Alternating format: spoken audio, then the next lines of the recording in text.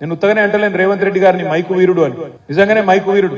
Mic పట్టుకోగానే ఏమన్నాడు, ఇగో loan తెచ్చుకోని ఎవరన్నా ఉంటే ఉరుకుర్రి, చెప్పని ఉరుకుర్రి, బ్యాంకుకు వన్రి, 2 లక్షల రుణం తెచ్చుకోండి, నేను వస్తూనే ఉన్నా, డిసెంబర్ 9 నాడు సంతకం పెడతా, మాఫీ చేస్తా అన్నాడు. డిసెంబర్ 9 అన్నాడు, కానీ ఏమైందో ఏందో 2 రోజుల ముందే ప్రమాణ స్వీకారం చేసిండు డిసెంబర్ 7 నాడు. ఎందుకు 2 రోజులు ఆలస్యం అయితే ఎవడన్నా కుర్చెత్తుకపోతాడేమో అనుకున్నాడు. ఆయనతో 2 రోజుల ముందు ప్రమాణ స్వీకారం చేసిండు. 2 రోజుల ముందు ప్రమాణ స్వీకారం అయితే చేసిండు, కానీ 2 లక్షల రుణం మాత్రం ఇంతవరకు అత్తలేదు పత్తలేదు. డిసెంబర్ 9 పోయింది, జనవరి 9 పోయింది, ఫిబ్రవరి 9 పోయింది, మార్చి 9 పోయింది, ఏప్రిల్ 9 కూడా నిన్నగాక మొన్న పోయింది. 4 నెలలు నిండింది, 5వ నెల పడ్డం. మరి ఏమైందా రేవంత్ రెడ్డి గారు?